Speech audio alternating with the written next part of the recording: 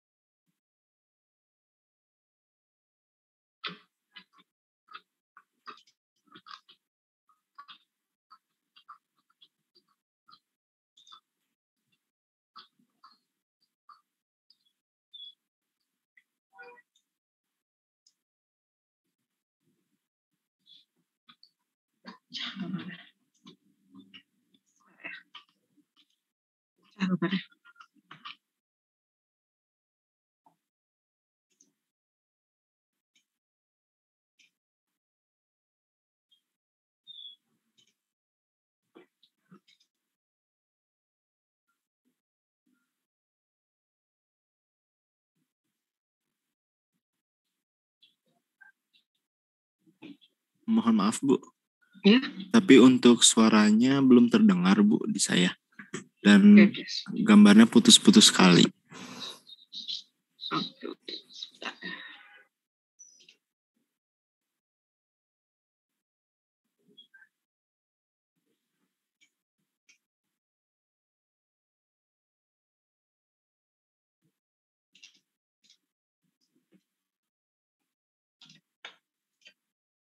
Ini aja kali ya.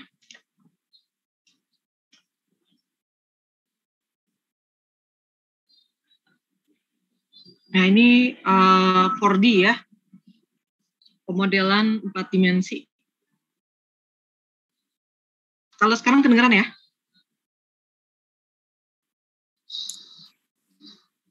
Belum terdengar, Bu. Belum juga? Masih belum terdengar. Dan sepertinya video sharing, Bu. Jadi gambarnya putus-putus. Oh gitu. Oke.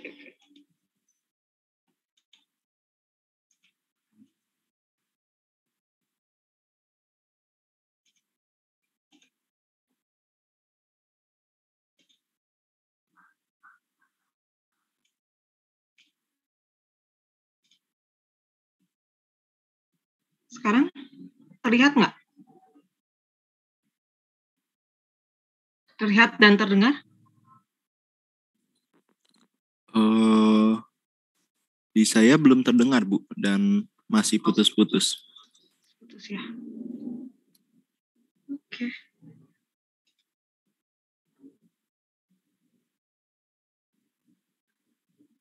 I have no idea.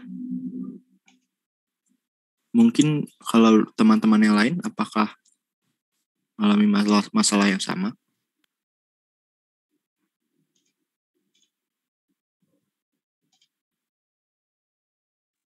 Di saya juga tidak terdengar, Bu.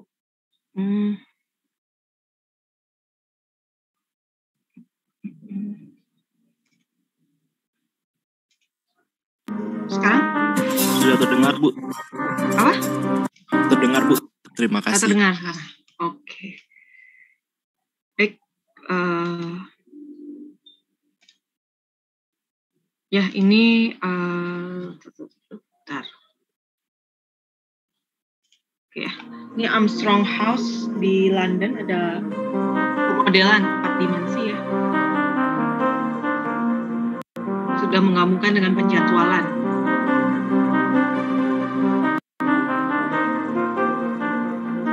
Pecah ya.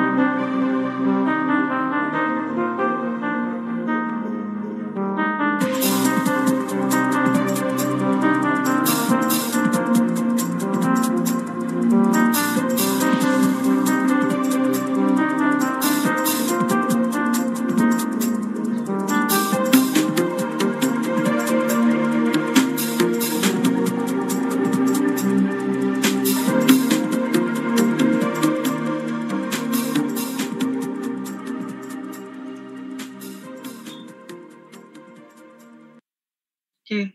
Barusan You can't expect your team to manage work with this. With Monday.com's flexible management system, however, you can shape it to the exact way you and your team work. Ya, banyak ya video-video animasi pelaksanaan konstruksi baik 4 dimensi, 5 dimensi gitu ya. Nah, yang barusan kita lihat gitu ya adalah proyek pembangunan gedung 5 lantai yang berjudul Armstrong House gitu ya, berlokasi di London. Harapannya kita bisa, kontraktor Indonesia bisa meniru ke sana gitu ya. Bentar. Closing gimana ya? Nah, seperti kalian lihat tadi ya, secara step by step gitu, dimodelkan gitu ya. Ini bangunan akhir gitu ya. Pemodelannya dimulai dari persiapan gitu ya, pekerjaan persiapan. Dari mulai ini kali ya, pekerjaan persiapan gitu ya, penggalian, pondasi, struktur bawah gitu, kemudian struktur atas gitu ya. Nah, semuanya ini dimodelkan dalam bentuk animasi gitu ya. Harapannya nih kalian juga nanti menguasai gitu ya teknik-teknik animasi seperti ini gitu ya, aplikasi software gitu ya. Nah, kalau kita perhatikan gitu ya, di dalam animasi ini bahkan kita dapat informasi berapa lama lokasi durasi konstruksi gitu ya. Berapa lama nih? Kalau kalian lihat di bagian atas ini ada timeline gitu ya, bulan. Pembangunannya dilakukan mulai tahun berapa, selesai tahun berapa gitu.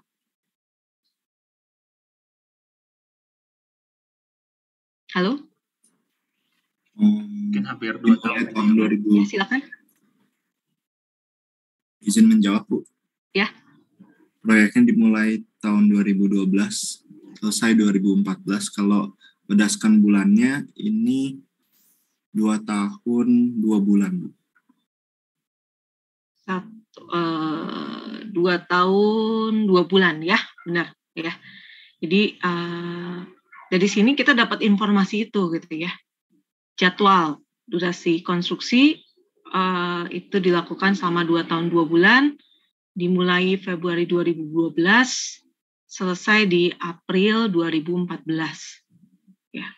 Yang dibangun adalah gedung ya, gedung 5 lantai, termasuk interiornya gitu ya.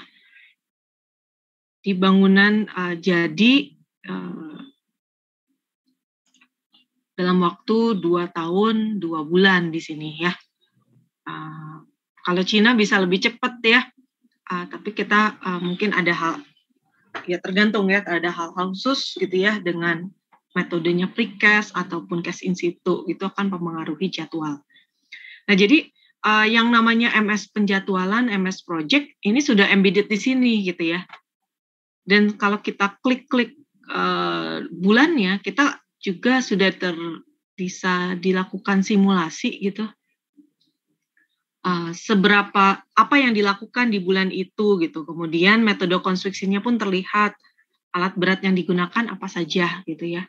Sampai tingkat detail seperti itu sudah tampak gitu ya, bisa disimulasikan. Nah, siapa yang melakukan itu? Yang melakukan itu adalah BIM ya, BIM section atau BIM division di setiap project masing-masing. Site layout juga sudah bisa terpetakan gitu ya dengan baik, dimensinya juga gitu ya. Ini harus dilakukan satu-satu gitu ya. Penempatan misalkan workshop, gudang gitu ya, bahkan alat beratnya, bagaimana sequencing pekerjaannya gitu ya. Itu semua kita assign gitu ya, assign supaya nanti menjadi suatu animasi yang utuh gitu. Dan setiap assignment ini akan terhubung kepada penjadwalan dan biaya gitu. Di sini ada sebelah kiri kita lihat ada bar gitu ya. Ini terkait dengan pembiayaan ya, pembiayaan proyek gitu. Bahwa kita lihat di sini kurva S-nya sebenarnya proyek ini di awal-awal sedikit gitu ya pengeluarannya, kemudian meningkat itu mencapai peaknya di tahun 2013 gitu. Awal tahun 2013, kemudian sampai 2014 masih tinggi walaupun terjadi penurunan, dan akhirnya di tahun 2014 awal gitu ya proyeknya sudah bisa melakukan tes commissioning gitu ya. Ini step menarik sekali gitu, jadi memudahkan. Begitu nanti misalkan kita melakukan simulasi ya, ganti urutan sekuensinya berganti gitu ya. Ini kita bisa langsung, kalau kita berubah sini akan langsung berpengaruh ke jadwal dan ke biaya gitu ya. Jadi kita tidak repot-repot lagi. Nah, tapi ini masih di animasi yang tidak terlalu detail gitu ya, masih di level tergantung kita mau level berapa. Kalian punya WBS-nya mau level untuk animasinya di level 4 kah atau sudah level 6 gitu ya, yang lebih detail lagi, itu bisa saja kita rancang seperti itu. Nah, kalian bisa perhatikan lebih detail gitu ya, sekuen-sekuensinya seperti apa gitu ya. Nah, animasi ini perlu gitu ya dikomunikasikan dan dipelajari bersama oleh para tim proyek gitu ya, sebelum dikerjakan di lapangan dalam rangka meminimasi adanya waste gitu ya, pemborosan baik material maupun hal-hal lainnya gitu ya, seperti tenaga kerja, alat gitu ya. Nah, selain itu kita juga bisa yang namanya animasi seperti ini akan bisa mendeteksi potensi konflik ya dalam pelaksanaan konstruksi. Misalkan alat berat tidak memiliki space yang cukup untuk bermanuver, ataupun terjadi clash antar elemen gitu ya, pelaksanaan konstruksi elemen bangunan ataupun antar peralatan gitu, sehingga kita bisa dengan animasi ini akan memudahkan gitu ya, membantu visualisasi apa yang akan terjadi di lapangan dan potensi-potensi permasalahan ataupun hal-hal pengerjaan yang belum terbayang gitu ya, itu bisa disamakan gitu ya, visualisasinya, pandangannya di antar para pihak di tim project gitu. Nah, ini sangat membantu gitu ya, visualisasi ini sangat membantu baik dari segi mengontrol jadwal, metode konstruksi maupun pembiayaan gitu. Kalau hal ini bisa dilakukan gitu ya, dan jadi butuh SDM BIM yang memang mampu, kemudian diberikan waktu yang cukup juga untuk melakukan pemodelan, rasanya ini akan sangat meminimasi terjadinya kesalahan dalam pelaksanaan di realnya di lapangan gitu. Oke, kita punya ya, ini belum loading ya.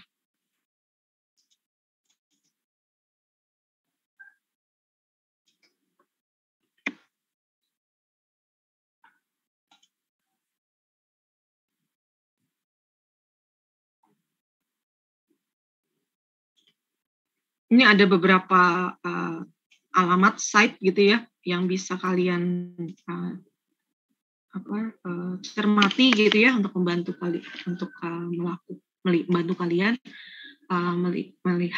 mempelajari secara visualisasi walaupun kalian nggak ke lapangan situasi COVID gitu ya. Kalian masih bisa ada gambaran lah gitu ya. Jadi pelan-pelan ngikutinnya ini bisa diperlambat kayaknya ya.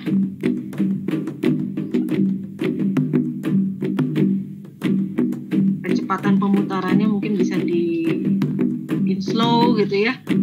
Supaya kita bisa mengidentifikasi sequence by sequence pekerjaan apa saja yang dilaksanakan gitu ya. Kemudian urutannya bagaimana gitu ya. Nah, biasanya juga ada deteksi gitu ya, sistem deteksi yang memberi informasi kalau memang ada terjadi konflik gitu ya antar kegiatan ataupun antar komponen bangunan. Kalau ini sih normal ya. Ini di saya pecah gitu ya. Nanti silakan saja kalian lihat sendiri gitu videonya gitu. Hello everybody and welcome to this month's BIM practice group meeting. I want to hand it off to our co-chairs of the practice group. So I'll hand it over to Beth Prochain as well as Roger Grant. Let them kind of update. Silakan saja ini loading kalian pelajari gitu ya.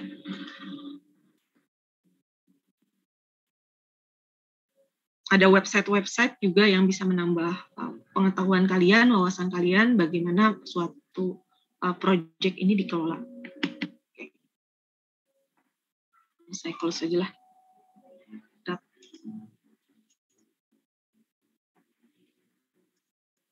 Layar saya terlihat, ya? Kelihatan terlihat. Oke, ya. Nah ini linknya ada di depan gitu ya. Kalian nanti bisa klik-klik saja gitu. Nah,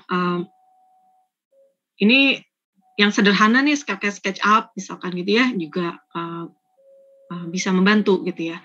Atau menggunakan animasi yang lebih advance juga bisa gitu ya. Nah, hari ini kita fokus kepada pekerjaan persiapan. Sebenarnya sudah di awal-awal saya sudah secara lisan gitu ya, sudah disampaikan gitu. Jadi kalian lihat sendiri gitu ya, bahwa di tahap mungkin di video tadi nggak terlalu kelihatan ya, karena cepat gitu. Persiapan ini adalah basic untuk kita bisa melakukan pelaksanaan konstruksi dengan lancar gitu ya. Terutama terkait kondisi tanah dan kondisi lingkungan sekitar proyek gitu ya. Pengenalan terhadap kondisi tanah dan lingkungan sekitarnya, batas-batas lokasi ataupun kegiatan-kegiatan sosial ekonomi warga di sekitar, ini sangat mempengaruhi gitu ya kelancaran proyek kita gitu.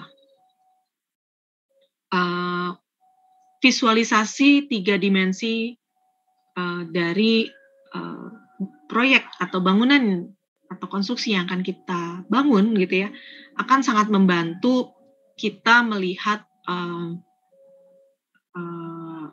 elevasi, koordinat gitu dan elevasi dari setiap bangunan yang akan kita bangun gitu ya. Nah, seperti dilihat di sini gitu ya, ini ada animasi, ada gambar ya, gambar gitu ya, ilustrasi, bukan animasi, ilustrasi suatu fasilitas kesehatan gitu ya, Abrazo Healthcare and Vanguard Health System gitu ya.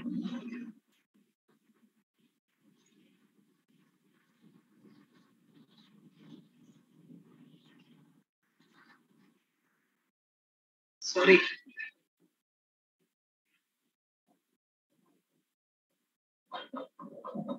Oke, ya. Final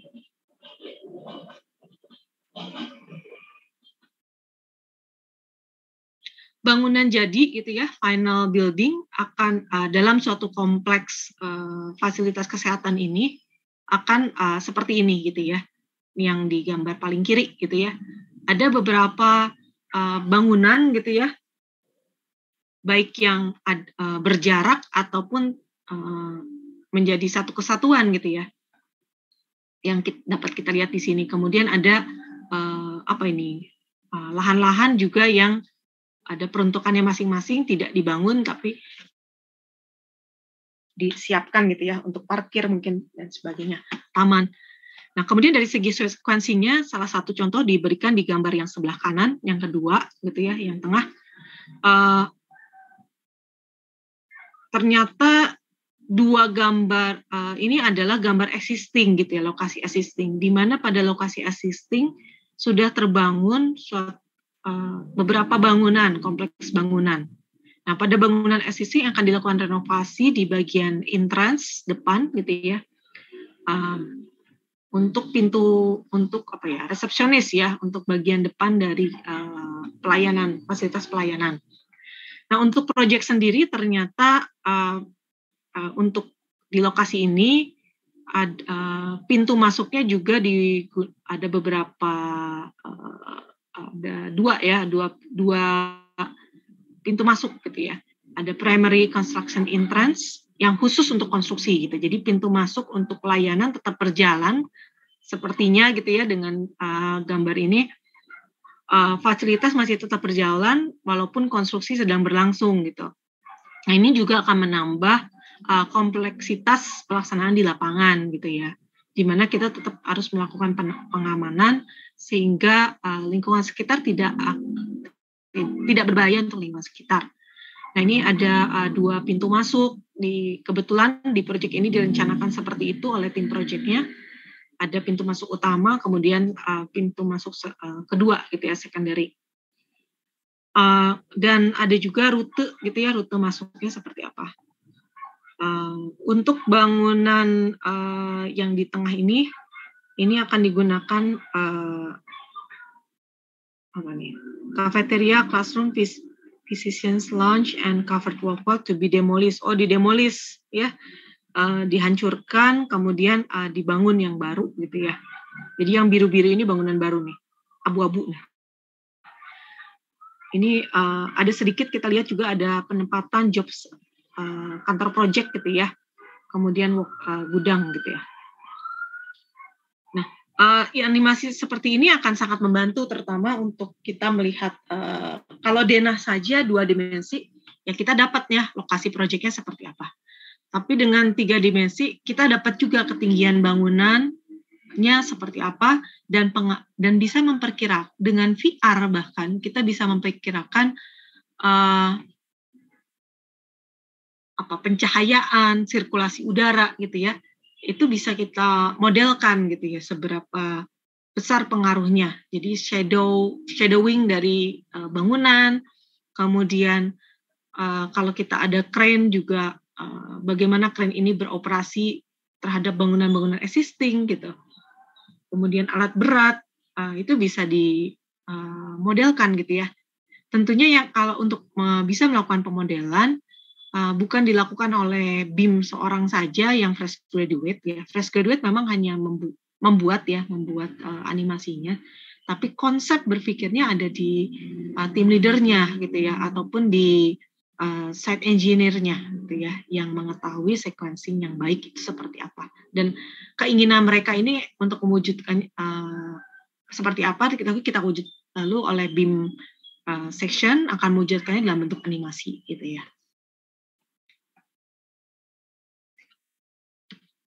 Nah, masuk kepada tahap persiapan gitu ya. Di awal kita lakukan perencanaan logistik dan lokasi dan logistik konstruksi gitu ya. Nah, ini tahap awal dari keseluruhan proses konstruksi. Tujuannya apa? Bertujuan untuk mempersiapkan lokasi agar siap menjadi tempat pelaksanaan kegiatan konstruksi. Ya, baik untuk lokasi konstruksi sementara maupun posisi akhir dari bangunan utama gitu ya, dari segi dimensi, geometri dan kontur gitu ya. Jadi kalau di ordinat itu ada X, Y, Z gitu ya.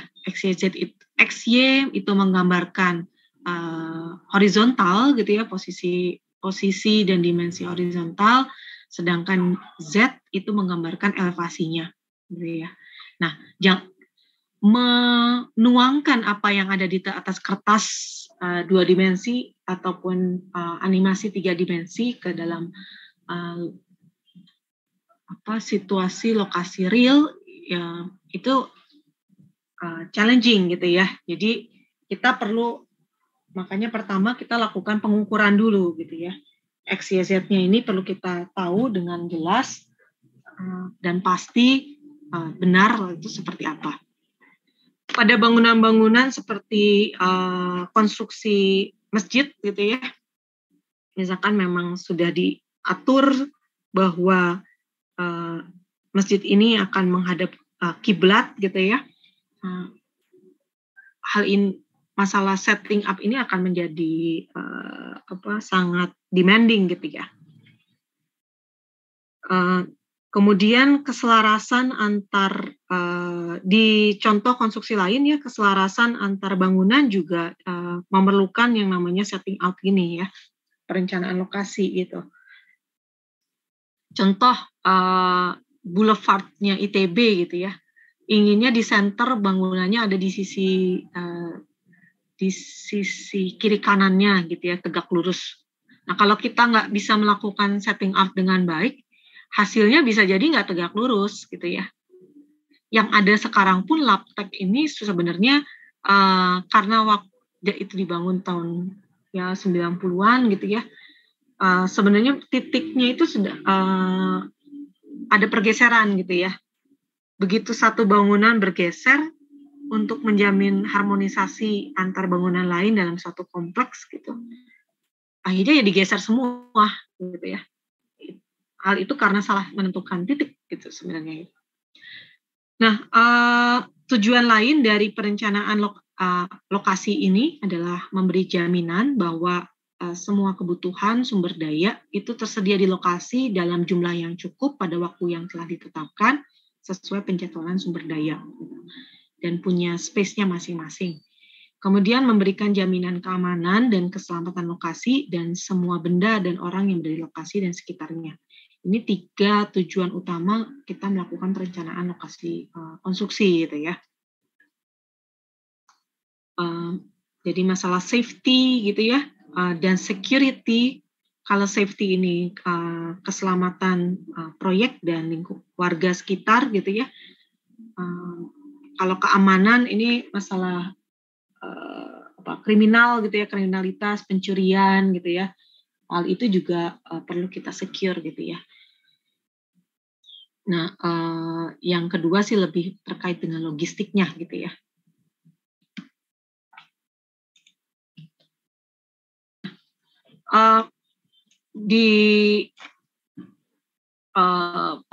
Kita masuk kepada pekerjaan persiapannya gitu ya. Pada dasarnya memiliki 6 lingkup kegiatan utama gitu ya. Yang pertama adalah eksplorasi permukaan dan bawah tanah. Kemudian setelah kita melakukan eksplorasi permukaan dan bawah tanah, nanti kita lihat tujuannya untuk apa gitu ya. Lalu luarannya apa gitu, nanti kita kaji di next slide. Kemudian begitu pula tujuan dan luaran dari tiap tahapan gitu ya, lingkup kegiatan ini juga bisa kita akan pelajari. Kemudian lingkup kegiatan yang kedua di pekerjaan persiapan adalah identifikasi. Jadi mengenali gitu ya, dan melakukan rekomendasi gitu ya untuk penanganan sistem jaringan utilitas. Terutama membangun di daerah perkotaan yang sudah padat penduduk gitu ya.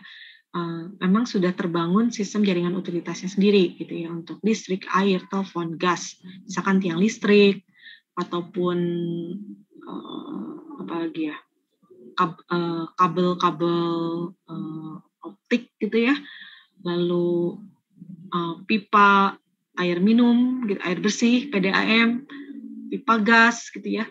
Nah, hal itu perlu kita identifikasi gitu ya, dan lakukan tindakan penanganannya sehingga tidak akan berbahaya pada saat bekerja nanti. sebagai contoh, pada saat kita mendemolis di ITB sendiri sudah dilakukan beberapa demolisi bangunan gitu ya, untuk dibangun bangunan baru gitu ya. Yang ada yang di daerah Gedung Bengkok. Kalian tahu Gedung Bengkok? Daerah kimia, daerah laboratorium hidrolika gitu ya. Ada salah satu gedung kimia lama yang dihancurkan di situ untuk dibangun gedung baru gitu ya.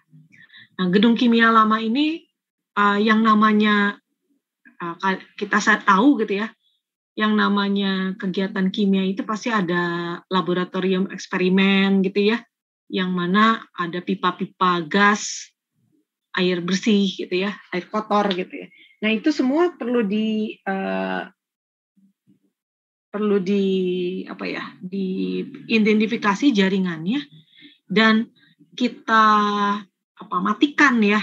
Begitu pula dengan listrik, kita matikan pada saat kita akan melakukan pembersihan lahan gitu. Kalau dalam hal ini kebetulan di site-nya ini ada bangunan gitu ya, bangunan kimia lama yang mau dihancurkan gitu ya. Nah, itu ngancurin nggak langsung ya dihancurkan begitu saja, tapi kita harus matikan dulu sistem jaringan utilitasnya, dan pada saat kita matikan sistem jaringan misalkan listriknya, airnya, gasnya, kita harus tahu panelnya di mana, kuncinya di mana gitu ya. Dan jangan karena saling terhubung gitu ya antara bangunan satu dengan lainnya, juga pasokan air di bangunan lain juga harus kita perhatikan gitu ya. Saat itu situasinya sangat kompleks gitu ya. Kemudian ada pipa gas lama ditemukan di bangunan kimia gitu ya. Waktu itu yang kita cukup kesulitan karena tidak ada gambar gitu ya. Dan kita tidak tahu nih di mana katupnya ya, katup atau panel utamanya gitu.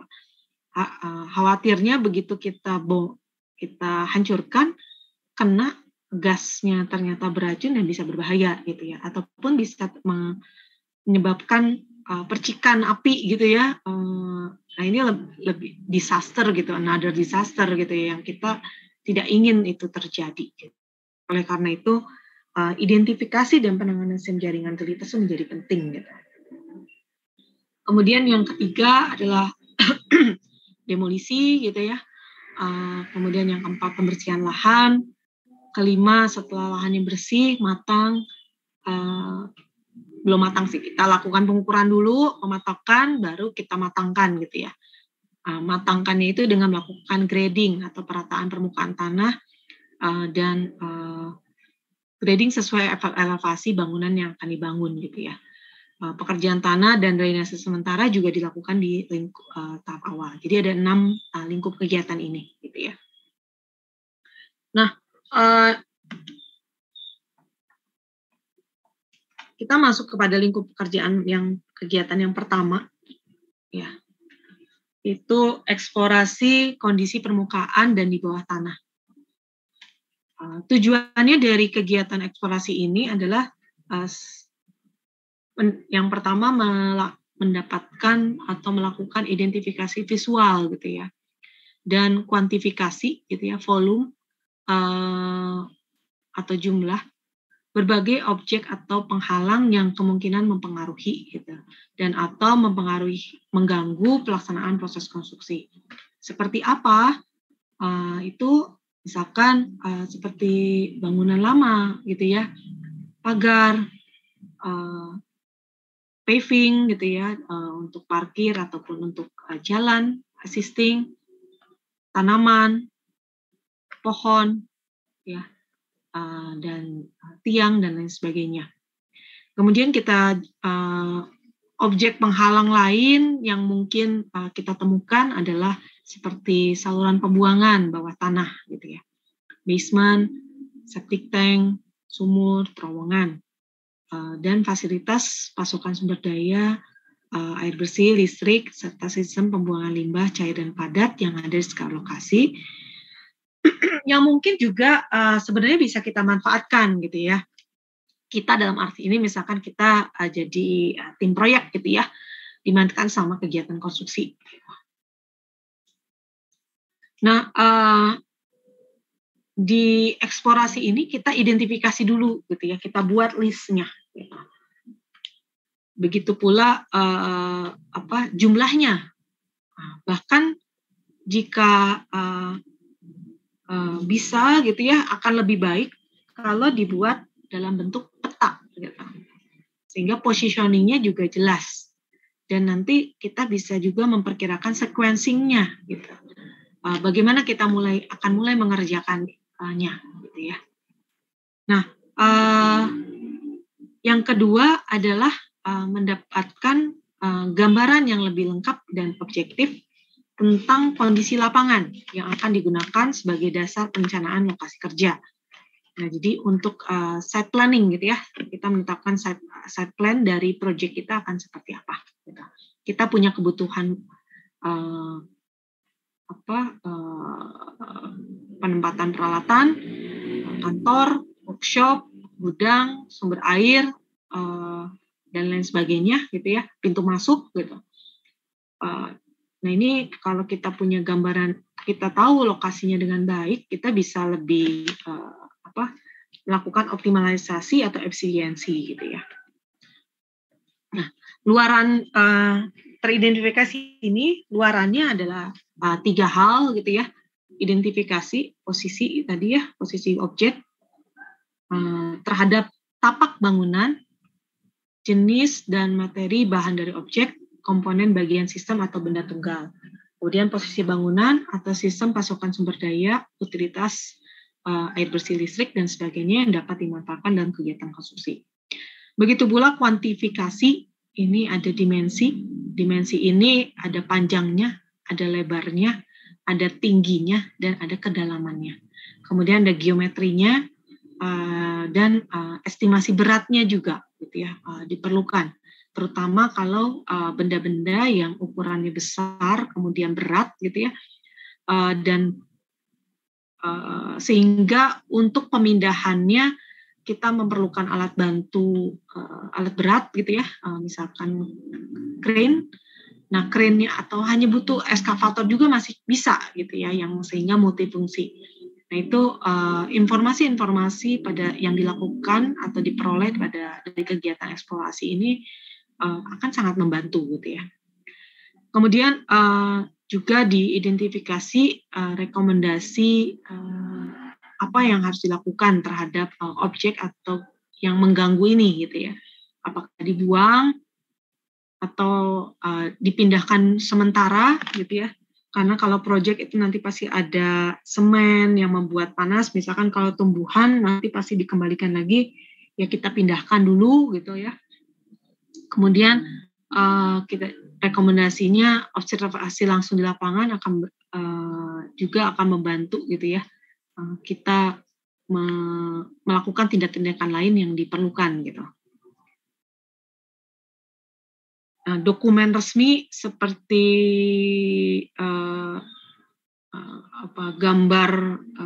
gambar ataupun as-built drawing, kalau memang ada bangunan itu sudah dipakai sebelumnya gitu ya, pasti ada as-built-nya, itu akan membantu gitu ya, tapi tidak cukup gitu ya. Oleh karena itu yang namanya tim project harus mau ke lapangan melihat gitu ya secara real dan merasakan gitu ya. Di atas kertas itu nggak akan terasa pencahayaannya, kemudian atmosfernya gitu ya, udaranya, warganya itu nggak terlihat di atas kertas informasi-informasi itu gitu ya. Kemudian ruang geraknya itu pun kalau di atas kertas ya kita tidak bisa mendapatkan informasi itu secara baik gitu ya, menginterpretasikan secara baik gitu. Terutama kalau fresh graduate gitu ya sama sekali nggak pernah ke lapangan, nggak bisa gitu ya. Bukan nggak bisa, kalau boleh saya terlalu galak gitu ya, keras gitu. Tapi akan kesulitan gitu ya, tidak mudah gitu. Nah, level yang berikutnya sih sebenarnya dokumen, gambar gitu ya, video gitu, itu akan sedikit membantu gitu ya. Akan cukup membantu kita mendapatkan informasi gitu ya. Ataupun animasi juga itu akan membantu kita berkomunikasi antar pihak di tim project gitu ya untuk memahami kondisi real di lapangan seperti apa. Ya. Lebih baik lagi adalah datang ke lapangan sendiri gitu ya. Dan dilakukan mengamati langsung gitu apa yang ada di lapangan seperti apa. Itu bagaimana? Boleh dibilang sensasinya berbeda gitu ya. Merasakan sendiri dengan melihat gambar 2 dimensi, kemudian melihat animasi 3 dimensi, atau gambar 3 dimensi, kemudian animasi 3 dimensi, video gitu ya, atau melihat video lapangan gitu ya, foto-foto lapangan, tergantung kepada kualitas hasilnya gitu ya. Dari yang paling baik adalah tetap datang sendiri ke lapangan gitu ya, observasi langsung. Bahkan bisa jadi kita perlu melakukan observasi detail gitu ya, misalkan pengambilan sampling untuk dilakukan uji di laboratorium ataupun uji langsung di lapangan gitu ya. Nah, hal-hal seperti itu diperlukan gitu ya informasinya. Apalagi ya, misalkan dekat kali gitu ya. Kalau di atas kertas ya kali gitu ya biasa, misalkan hanya dimensi kali ya 1 meter lah gitu, kecil gitu ya, tergambar denahnya. Tapi begitu ke lapangan kalian bisa lihat gitu bahwa penampangnya kali itu seperti apa gitu ya. Kalau memang bisa tergambarkan di 3 dimensi, wah baik sekali gitu ya. Kalian akan lihat penampangnya seperti apa, tegak atau trapesium, lalu perkeras atau ada tanggul atau tidak, ya. Atau ditumbuhi rumput-rumput, jenis rumputnya seperti apa. Nah, kita bisa jadi memperkirakan kestabilan lereng salurannya bagaimana gitu ya. Karena kita tidak boleh membuat kali itu menjadi tidak berfungsi gitu ya. Itu sebenarnya di luar lokasi kita gitu misalkan. Kemudian kita juga lihat aliran airnya yang mengalir di sana. Aliran airnya debitnya besar atau kecil, kemudian deras atau tidak gitu ya. Lalu kalau memang kita melakukan dewatering, bisakah kita membuang air ke sana atau bisakah kita mengambil air dari situ gitu ya. Nah itu adalah hal-hal yang informasi-informasi penting yang mungkin berguna gitu ya. Kita untuk melakukan penghematan kalau memang kita misalkan bisa mengambil sumber air dari situ gitu ya, untuk melakukan pembersihan gitu ya, atau membuang kita tidak perlu membuat saluran khusus, kita bisa membuang ke sana dan salurannya cukup gitu untuk menampung air dari hasil kita melakukan dewatering gitu ya. Nah itu kalau hanya mengandalkan gambar 2 dimensi gak bisa gitu ya, informasinya tidak bisa tersampaikan dengan baik. Oleh karena di proses pengadaan dilakukan yang namanya site visit gitu ya. Nah, kegiatan eksplorasi juga dilakukan untuk memahami atau mengenali apa yang ada di objek-objek yang ada di bawah tanah gitu ya, yang tidak terekspos dan tidak bisa terlihat kasat mata. Eksplorasi bawah tanah harus dilakukan apabila diduga gitu ya. Tentunya hal ini kalau kita punya dugaan gitu ya. Kalau dilakukan tanpa ada ya sekedar melakukan aja, ya itu juga wasting time, wasting money gitu ya, wasting resource juga gitu ya. Jadi tentunya kita perlu ada dasar yang kuat. Kalau memang diduga ada struktur bawah tanah yang tidak tampak dari permukaan atau dia terlihat dalam gambar hasil pekerjaan atau as-built, maka kita perlu lakukan tindakan eksplorasi bawah tanah yang lebih kita tidak perlu melakukan kalau memang tidak ada dugaan ya tidak perlu kita lakukan eksplorasi bawah tanah yang terlalu ekstensif gitu ya. Tapi kalau memang ada dugaan struktur bawah tanah yang bisa mempengaruhi atau mengganggu pelaksanaan pekerjaan konstruksi, tentunya kita perlu cek gitu ya, periksa benar gitu ya. Nah, struktur bawah tanah apa saja itu termasuk pondasi, balok pengikat, basement, sumur yang sudah tertutup gitu ya, jangan sampai nanti ada yang masuk ke dalam sumur tersebut gitu ya. Kemudian saluran utilitas bawah tanah, kabel-kabel, sistem perpipaan gitu ya. Nah, ini biasanya kalau sudah ada dugaan struktur-struktur seperti ini costly gitu ya. Nah, untuk mendeteksinya bagaimana gitu ya, apakah kita gali, tidak gitu. Sekarang kita sudah terbantu dengan adanya alat georadar gitu ya. Nah, ini cukup mahal gitu ya, jadi memang perlu diperhitungkan dengan baik gitu ya. Nah, georadar ini bisa membantu gitu ya untuk kita sekali lagi memahami apa yang ada di bawah tanah gitu ya. Kalau memang perlu galian ekskavasi juga dilakukan, tapi ya tidak masif gitu ya, hanya galian dangkal gitu ya. Dan tadi juga mungkin kita perlu melakukan pengambilan sampling ataupun membuat sumur uji gitu ya untuk melihat seperti kondisi tanahnya di beberapa titik seperti apa gitu ya. Nah, ini nanti kita akan melibatkan orang geodesi ataupun dari geoteknik gitu ya. Tergantung dugaan kita ini struktur apa ya, atau informasi apa yang ingin kita gali lebih dalam gitu. Nah, untuk orang geoteknik misalkan gitu ya, kita akan melibatkan orang geoteknik itu misalkan untuk kita mengetahui lebih dalam mengenai kondisi tanah, stratifikasi tanah gitu ya. Karena ternyata ada yang dugaan gitu ya, tanah-tanah yang tidak memiliki daya dukung yang baik gitu ya, sedikit ambles gitu. Nah, untuk itu kita perlu melakukan soil investigation yang lebih mendalam gitu ya. Lebih banyak titik lebih baik untuk pengambilan sampling, tapi tentunya ada konsekuensi biaya dan waktu gitu ya. Sebelum kita bisa memperoleh bacaan gitu ya dari hasil sampling tersebut.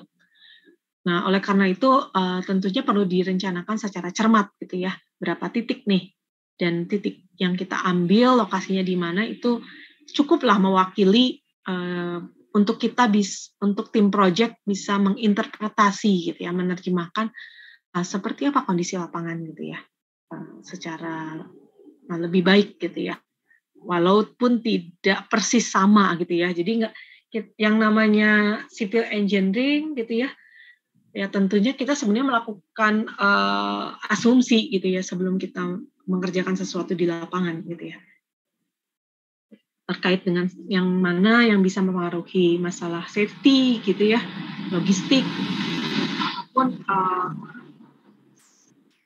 kegiatan kita mewujudkan bangunan itu sesuai dengan lokasi yang benar. Nah, untuk yang pertama eksplorasi lokasi dan bawah tanah gitu ya sudah kita kupas, kita masuk kepada lingkup pekerjaan yang kedua, yaitu identifikasi dan penanganan jaringan utilitas. Nah, lingkup kegiatan ini bertujuan, sebagaimana ditulis di sini, untuk mengidentifikasi gitu ya. Jadi bukan hanya cukup mengenal, tapi juga kita lihat jumlahnya. Berbagai proyek yang merupakan bagian dari sistem jaringan dan jaringan utilitas yang ada di wilayah dan sekitar wilayah lahan konstruksi. Ini seperti bangunan dan sistem pasokan listrik dan elektronika, telepon, TV kabel, air bersih, pasokan gas, pengolahan pembuangan limbah cair, pengolahan dan pembuangan limbah padat. Terkait dengan utilitas ini, kenapa dibuat lingkup yang terpisah? Alasannya adalah karena gitu ya, maka akan diperlukan suatu tahapan tersendiri, yaitu koordinasi dengan pihak pemilik gitu ya, pihak pemilik sistem jaringan utilitasnya. Contoh untuk pasokan listrik dan elektronika, telepon, TV kabel gitu ya, kita perlu berkoordinasi dengan PLN misalkan ya, ataupun dengan untuk telepon home gitu ya, atau juga dengan BTS gitu ya, operator gitu ya. Ini kita perlu koordinasi, perlu jauh-jauh hari dulu bersurat, kemudian meminta data ke mereka gitu ya, sistem jaringan utilitasnya kira-kira ada nggak yang lewat situ, dan kita nggak mau jangan sampai nanti kalau ada apa-apa kita harus perbaiki, dan kita dengan biaya kontraktor atau tim proyek sendiri gitu ya, seperti itu gitu. Nah, kalau air bersih kita koordinasinya sama siapa? Coba air bersih, gas, pengolahan pembuangan limbah cair, pengolahan dan pembuangan limbah padat, ini koordinasinya dengan siapa aja nih?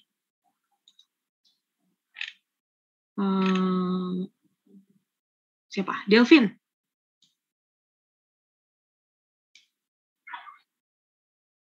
Coba Delvin.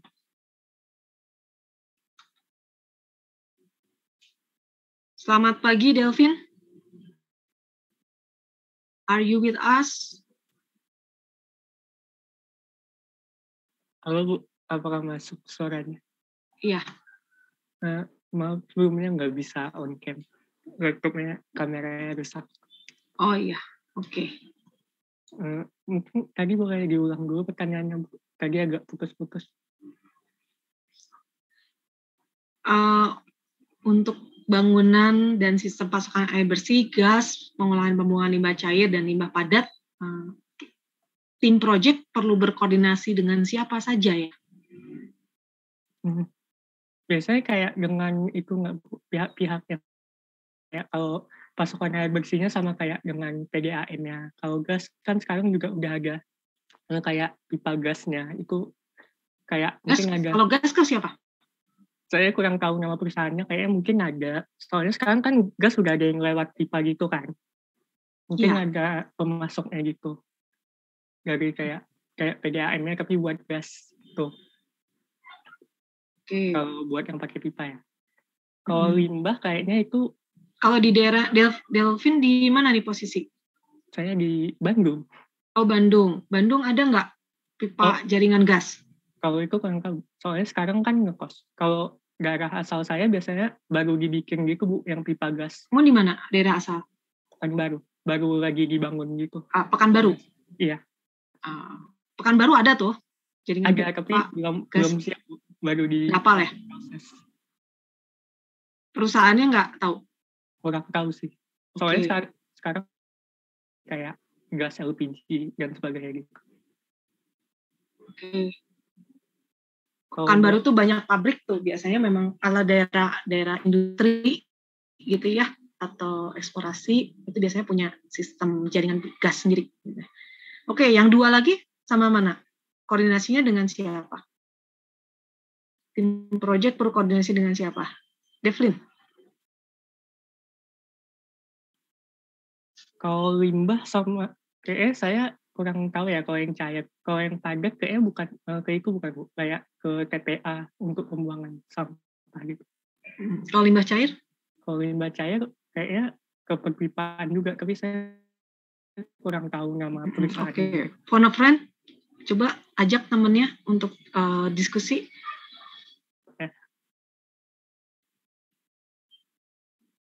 Siapa? Delvin mana?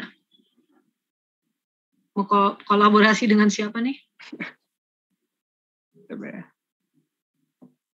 Silakan. Teman kamu banyak nih, ada 30-an orang. Mungkin Putu deh Bu. Siapa? Putu. Oh, Putu. Silakan Putu. Ya kamu ngomong dulu, Vin. Delvin. Ke Putu minta dibantu apa? Kira-kira tahu nggak kalau buat limbah cair itu biasanya ngubunginnya kemana?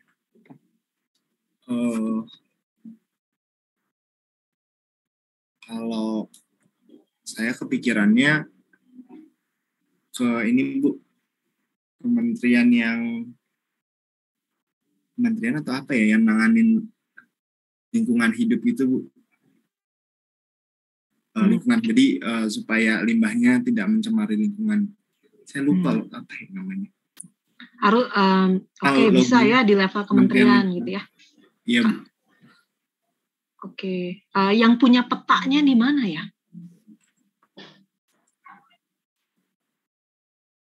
Kalau misal ini sebenarnya kan yang kita cari informasinya peta jaringan ya. Peta jaringan pembuangan limbah gitu kan ya. Misalkan proyeknya adalah pabrik.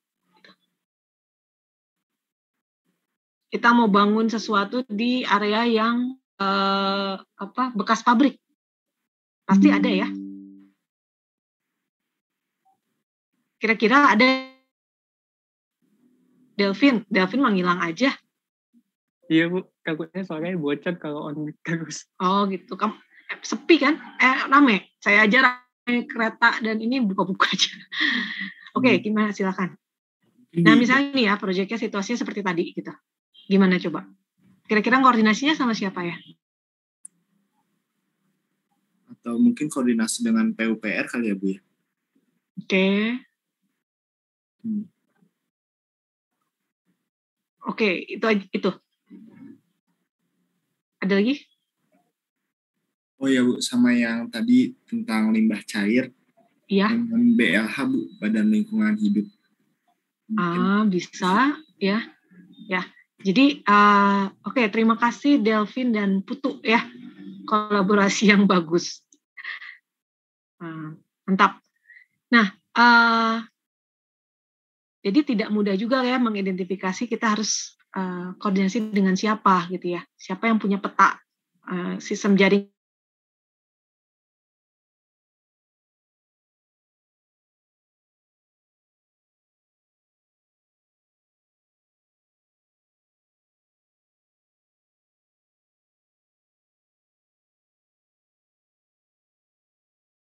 Swasta semua gitu ya. Swasta gitu ya. Sedangkan Putu menyampaikan dari sisi yang lain bahwa ada dari mungkin juga kita koordinasinya dengan pemerintah gitu ya.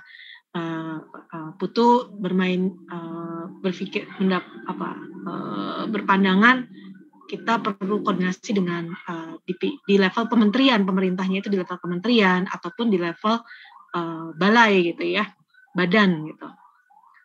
Bisa juga kalian koordinasinya dengan pemerintah di level kabupaten, kota gitu ya, untuk koordinasi masalah utilitas ini gitu ya.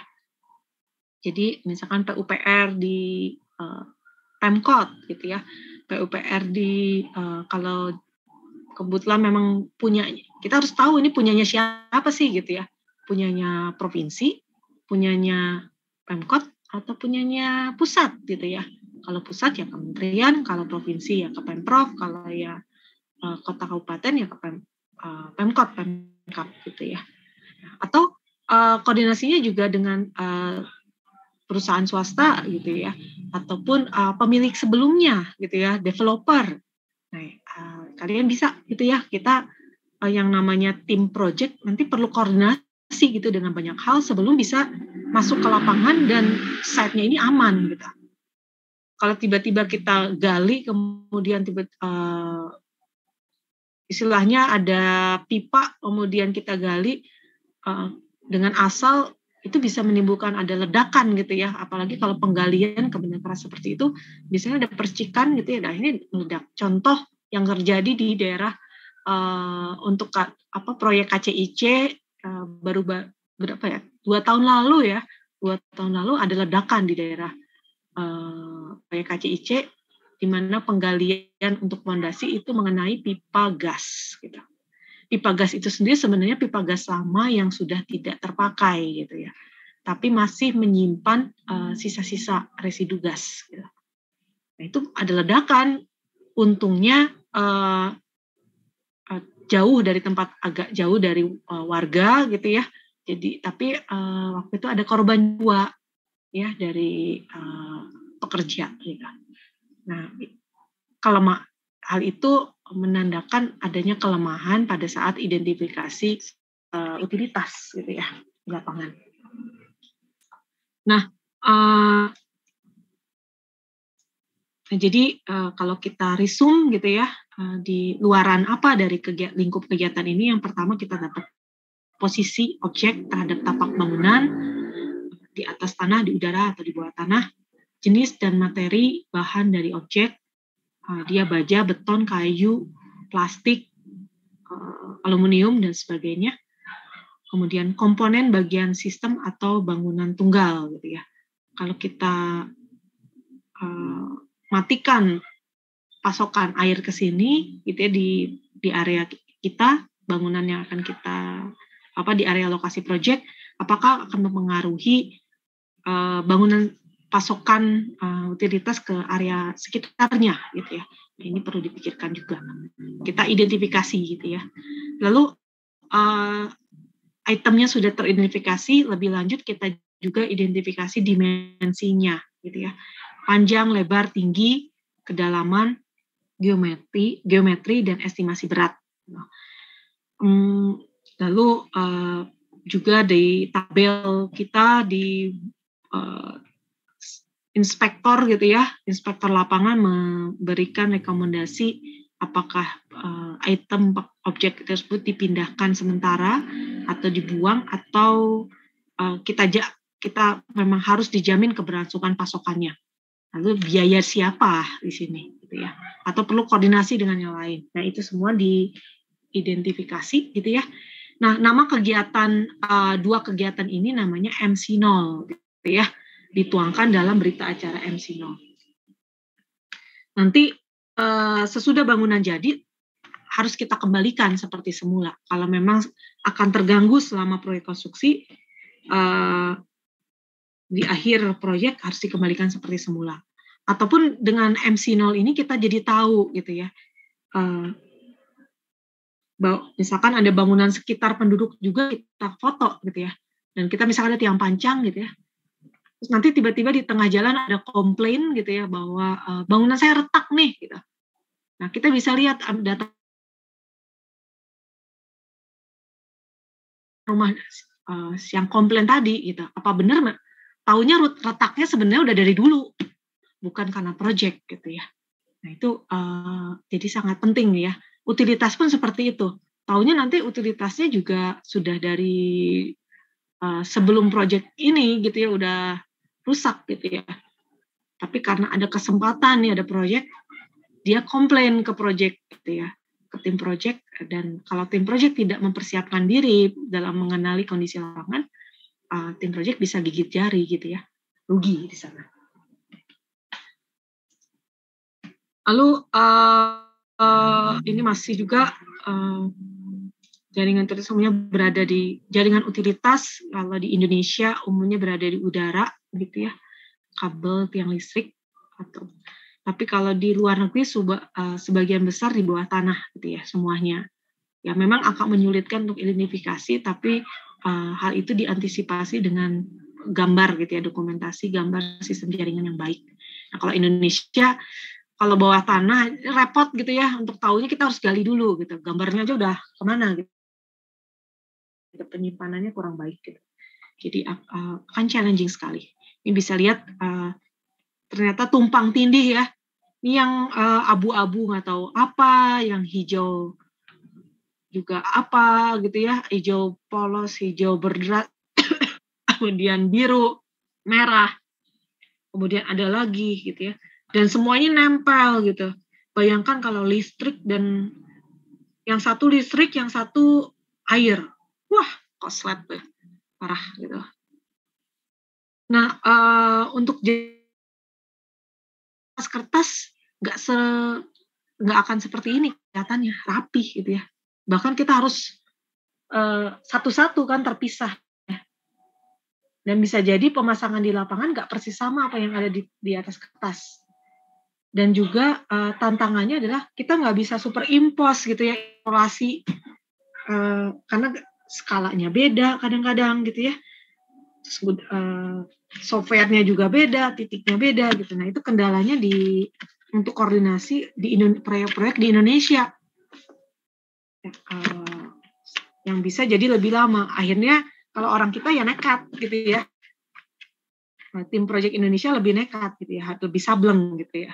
Karena memang ya kalau ditunggu informasinya lengkap ya nggak akan jalan-jalan nanti proyeknya, gitu ya. Nah, kalau orang Jepang masuk proyek ke Indonesia, nemu nih utilitasnya seperti ini, wah, nanti bisa diopnam nih proyeknya, nggak mulai-mulai. Ya, jadi ya perlu kita masih perlu improvement ya di area sini. Jadi water, sewer, gas, electric, phone, and cable gitu ya perlu kita pahami seperti apa. Di atas kertas mungkin sistem jaringannya baik seperti ini ya, tidak saling tumpang tindih. Kalau ini denahnya ya terpisah, tapi kita nggak bisa lihat elevasinya, nggak gitu ya. Terus kalau di kita di luar negeri di atas kertas ukuran pipanya itu jelas gitu ya, kecil ke besar gitu ya.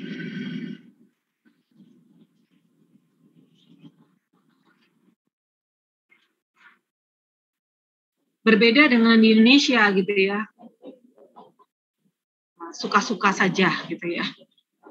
Nah,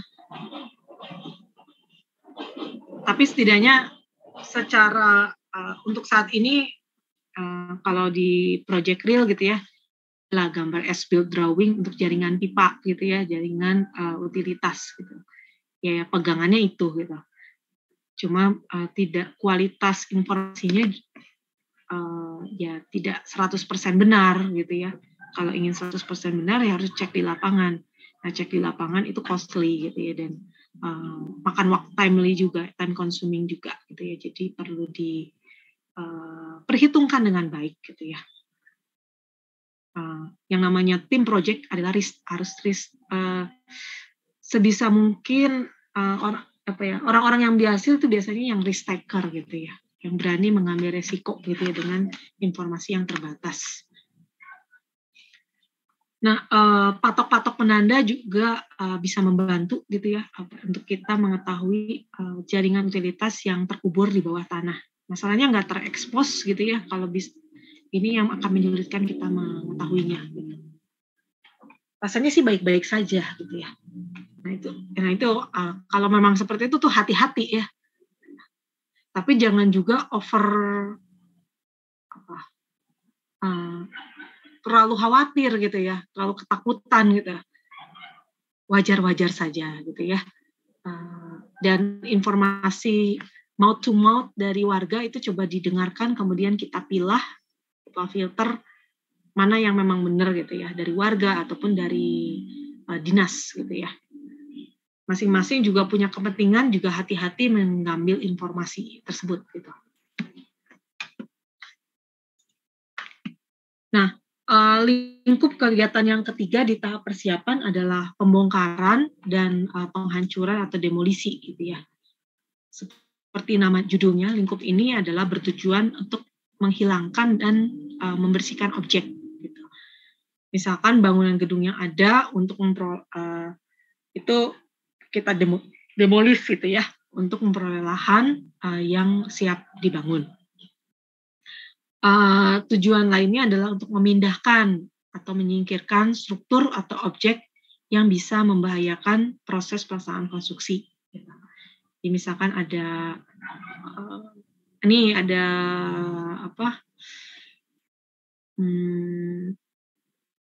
panel listrik gitu ya, ataupun ada gedung, ataupun ada bangunan-bangunan, ada kolam gitu ya, juga itu bisa sumur gitu ya, sumur yang tertutup, kita udah nggak tahu, itu perlu kita ketahui. Nanti setelah kita ketahui, nah di sini kita lakukan tindakan dibongkar, demolis atau dipindahkan sementara gitu ya.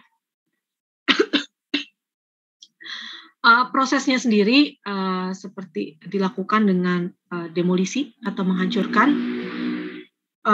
bisa menggunakan berbagai cara atau peralatan gitu ya. Kalau kita bisa digusur sekaligus, ya kita pakai bulldozer atau eskavator, atau dikais gitu ya dengan capit mekanik. Kita pakai grapple yang dikaitkan pada lengan eskavator gitu ya. Jadi attachment eskavatornya kita ganti menjadi capit gitu ya. Kemudian atau kita tarik gitu ya, menarik dengan rantai. Juga bisa menggunakan alat bantu bulldozer bulldozer ini cukup kuat gitu ya untuk gusur dan tarik gitu ya. Kemudian bisa juga wrecking ball. Nih ada lagunya siapa? Cyrus ya, siapa? Miley Cyrus ya. Wrecking ball, di situ ada bola penghancur gitu yang dikaitkan pada crane. Jadi dia akan mengayun gitu ya dan menghancurkan struktur. Atau kalau ingin sekali lebih cepat tapi lebih mahal gitu ya, kita menggunakan ya ada dihitung saja ya trade off gitu ya. Tekniknya bisa juga dengan peledakan. Hanya tentunya yang bukan scatter tapi control gitu ya, terkendali gitu. Nah, ini kita mengundang ahli blasting gitu ya untuk melakukan peledakan. Bisa untuk bayangannya yang didemolis ini bisa gedung gitu ya, struktur existing ataupun juga misalkan terowongan gitu ya, bukit gitu ya, bukit yang kita ledakan gitu ya, atau kita capit gitu ya, bisa juga gitu yang mau jembatan lama mau kita hancurkan gitu ya, pun jembatan baru di situ gitu ya, itu bisa seperti itu. Nah, ini adalah informasi gitu ya untuk kita gitu bagaimana merencanakan pembongkaran dan demolisi gitu ya, ada cara dan peralatan yang bisa kita libatkan di sana. Kalian sudah pernah lihat kegiatan demolisi atau penghancuran? Di film pernah, Bu. Siapa nih? Oh, Nicholas. Pernah? Di mana Nicholas? Di film, Bu, biasa. Oh, di film. Film apa tuh, kalau boleh tahu? Banyak sih, Bu. Film-film luar, film-film dari Cina. Film luar. Di Indonesia nggak ada kayaknya yang hancuran, banyaknya horor, terus romans gitu ya.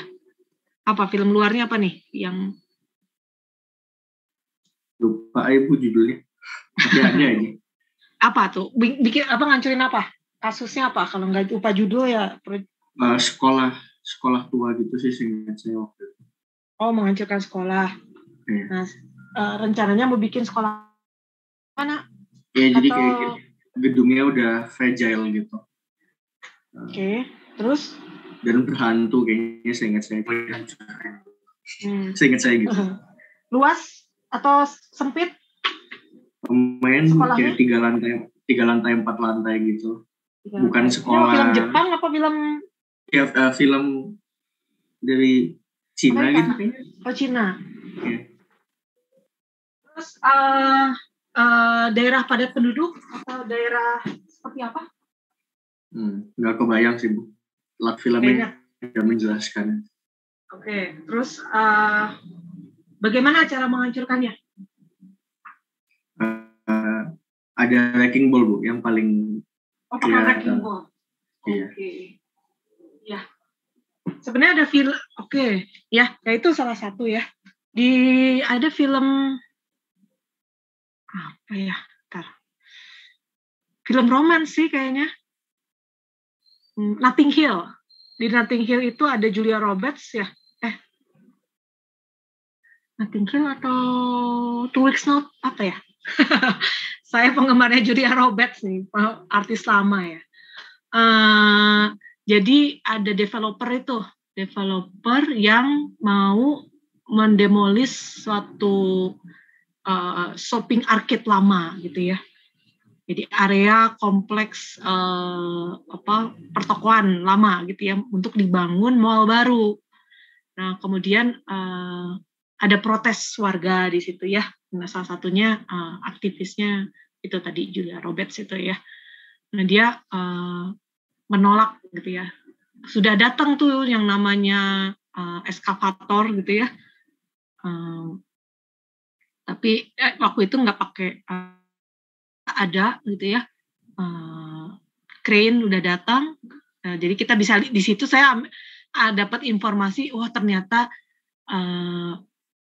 kegiatan demolisinya bisa menggunakan hal itu ya. Dari film kita bisa dapat juga sih informasi seperti itu. Terus ada juga film action yang benar ada demolisi gitu ya. Kemudian ada yang masih ada warga di dalam gitu ya. Terus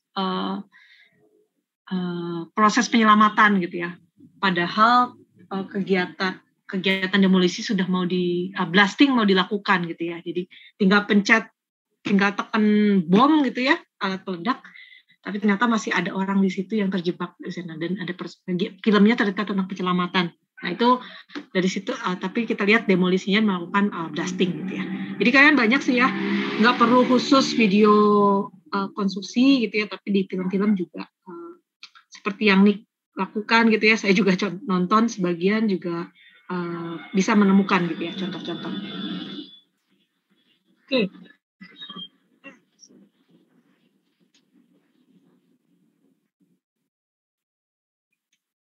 Nah, alternatif pembongkaran bangunan dengan cara penghancuran demolis disebut juga dekonstruksi gitu ya.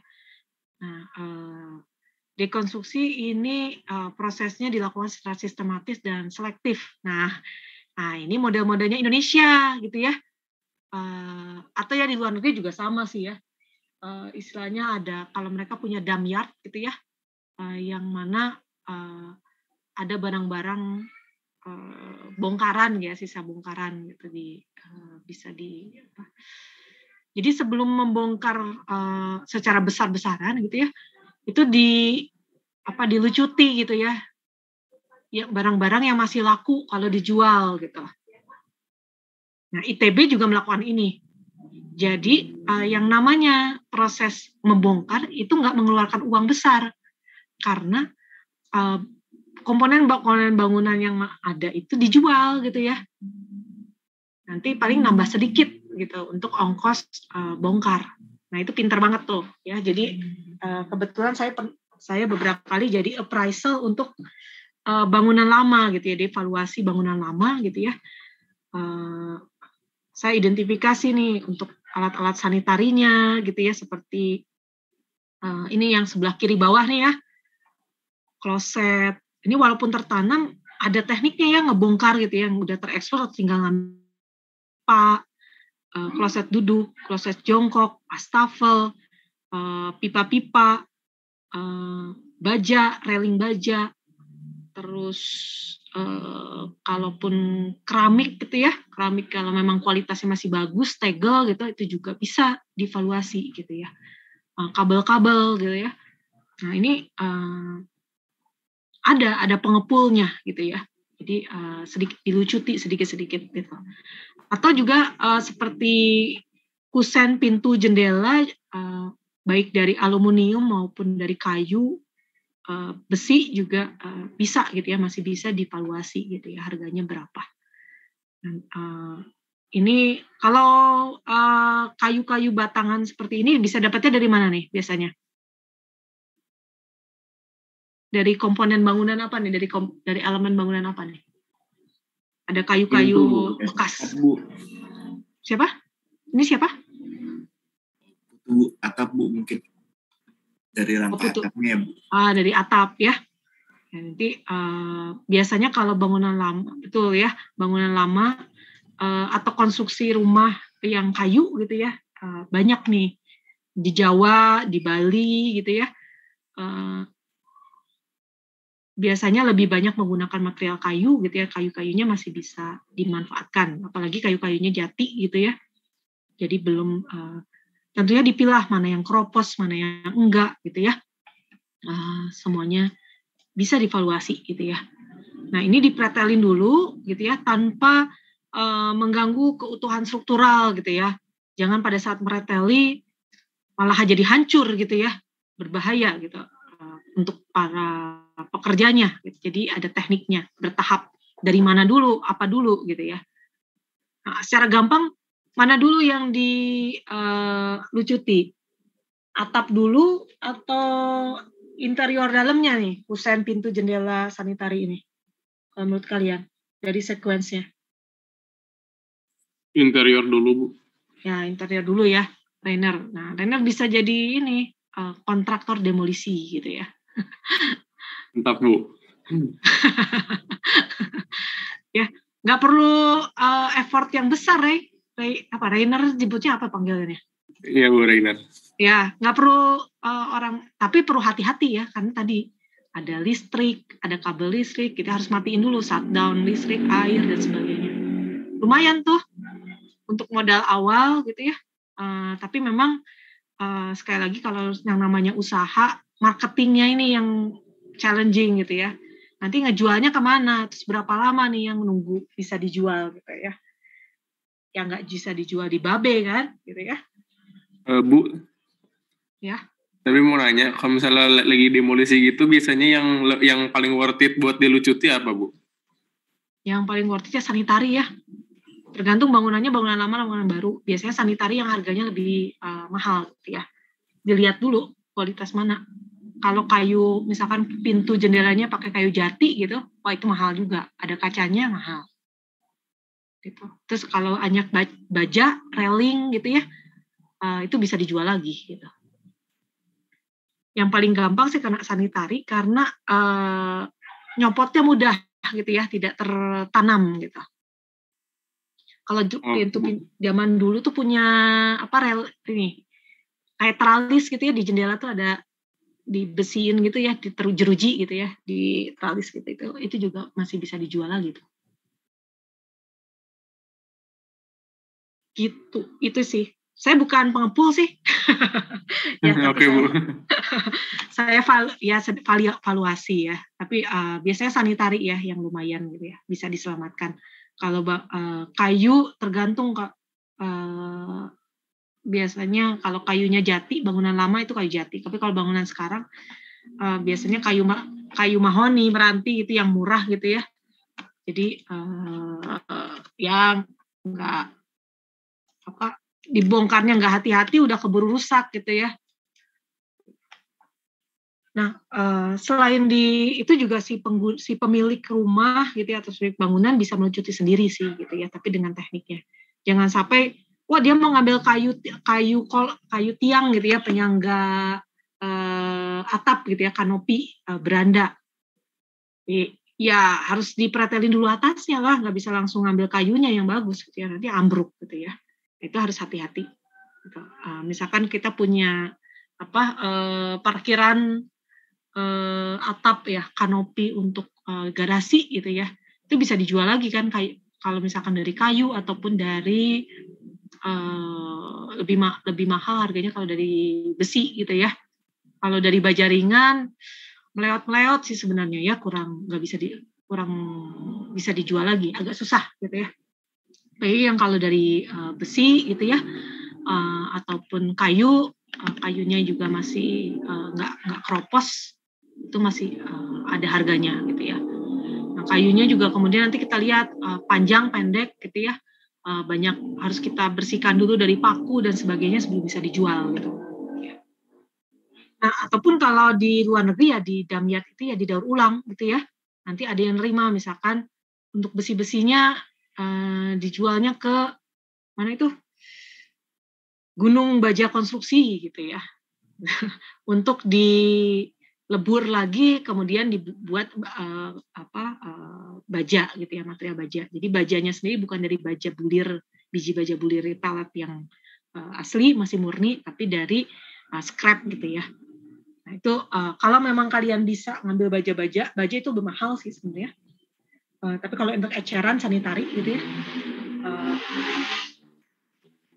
itu akan termasuk kalau bisa menyediakan dalam jumlah besar lumayan tuh ya di situ, lumayan bisa harganya lumayan gitu ya. Nah ini untuk pembongkaran gitu ya, ini ada lingkup yang ketiga gitu. Nah ini ilustrasi gambar pembongkaran dengan wrecking ball yang sebelah kiri ya, dengan crane yang dengan wrecking ball gitu. Nah ini kita lihat kiri kanannya lapang ya, tanah lapang, jadi nggak ada gedung-gedung tinggi di sekitarnya. Jadi seperti rasanya penghancuran seperti bisa dilakukan gitu ya. Lalu yang di tengah ini dengan eskavator gitu ya. Lalu yang kanan ini dengan attachment capit nih ya. Dilucuti sedikit-sedikit alat berat gitu ya. Dan rasanya si komponen ini kalau dicapit ini rusak juga nggak apa-apa, kalau nggak bisa dipakai lagi. Kalau di luar negeri sih relatif dibuang ya. Kalau di Indonesia atau di India gitu atau Cina masih ada yang mengumpulin dan masih ada yang mau menggunakan. Saya sendiri kalau pakai bangunan material jati yang lama ya saya masih pengen pakai karena lebih bagus gitu ya kualitasnya dibandingkan dengan yang ada sekarang gitu. Tapi tentunya dilihat dulu kondisinya, harganya juga lebih miring. Kemudian yang kiri ini dengan bulldozer langsung digusur gitu ya. Ini eskavator bisa juga ditarik gitu ya. Atau ditarik manual seperti di acara bedah rumah ya. Itu ditarik manual karena rumah-rumahnya adalah rumah-rumah sementara. Jadi perhatikan juga sih ya struktur yang ada di sana, struktur permanen atau sementara atau bagaimana gitu ya. Tekniknya bermacam-macam. Nah ini contoh demolisi yang dilakukan di lingkungan ITB gitu ya. Belum sampai ke ITB tapi lihat dulu petanya, mudah-mudahan bisa mengobati kangen. Nah di ITB sendiri ada beberapa lokasi gitu ya yang bangunan baru gitu. Ini gimana sih yang atas? Bentar.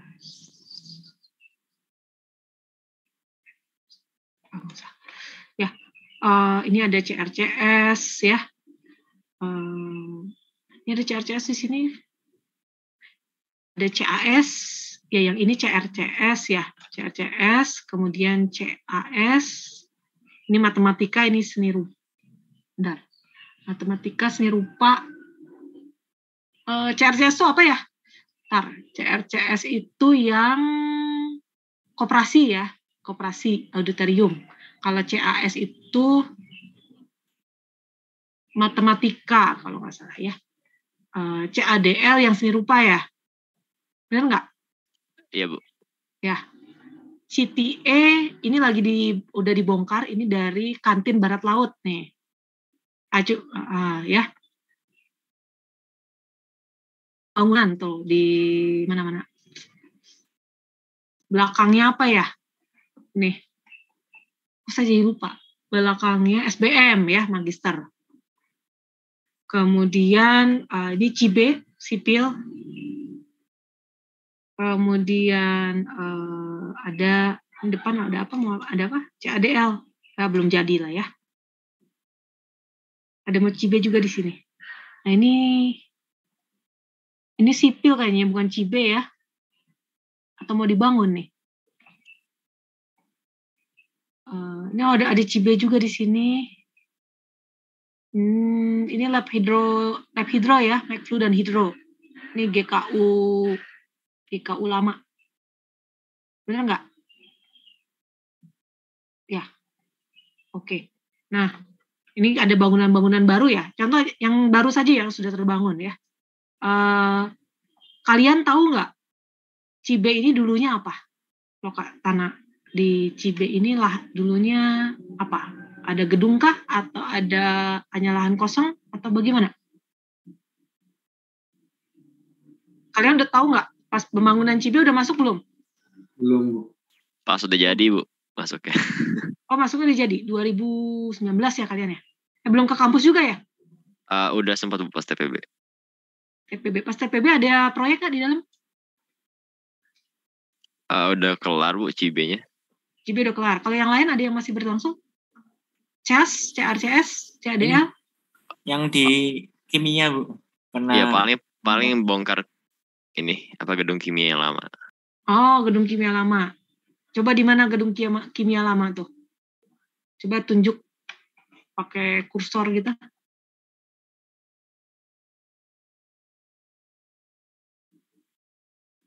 Ya, yang di sini ya. Sungainya di mana ya? Sungainya sini ya kayaknya ya. Ini nih. betul ya, kimia lama. Kemudian di depan GKU juga ya, sekitar GKU juga ada yang dibongkar di sini. Ya, kalau Cibe dulu sebenarnya lahan hijau gitu ya, ada gedung lama sedikit kecil gitu ya, 1 lantai, terus jadi Cibe sekarang gitu ya. Nah, kalau CADL dulunya adalah GOR ya, gedung olahraga di kita di sini. Terus kalau CRCS ini dulu kantor dan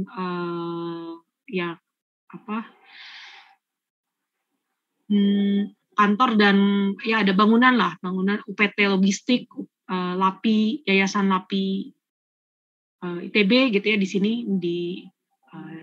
dibongkar gitu. Nah ini jadi beda-beda ya, dari ada yang lahan hijau, ada yang memang gedung dulu harus dihancurkan gitu ya, ada juga yang memang sudah matang barangkali ya gitu ya. Kebetulan kalau kita membangun ITB, kalau lihat denahnya ini udah padat banget gitu ya bangunan-bangunannya. Oke. Ini kenapa CADL? Nah, CADL diputer-puterin karena GSG namanya ya, lupa ada juga. Gedung Serbaguna ITB ya, seperti ini gedung Serbaguna sebelum dihancurkan. Jadi biasanya kita main hoki, main tenis, bulu tangkis ini di sini ya. Gedungnya dari ada konstruksi baja ya, baja gitu. Atapnya ya baja. Jadi bentang panjang ya. Kemudian kita lucuti nih atapnya, kita lucuti struktural dinding gitu ya. Yang baja-bajanya dilucuti, kemudian dindingnya gitu. Proses pelucutannya kira-kira dokumentasinya seperti ini. Kayu-kayu sedikit gitu ya. Dan akhirnya GSG pondasinya tidak kita bongkar gitu ya. Akhirnya rata dengan tanah gitu. Nah, ini sebelum sekarang kita lihat ada CADL gitu ya. Kalian bisa ini salah satu proses demolisi ya. Ini bukan saya ya. Oke, nah kalau sudah seperti ini gitu ya, bisa jadi seperti ini ya, kontraktor menerima site gitu ya. Jadi masih ada ubin-ubin dari bangunan lama gitu ya. Nah pertanyaannya, ini perlu dibongkar apa enggak nih gitu.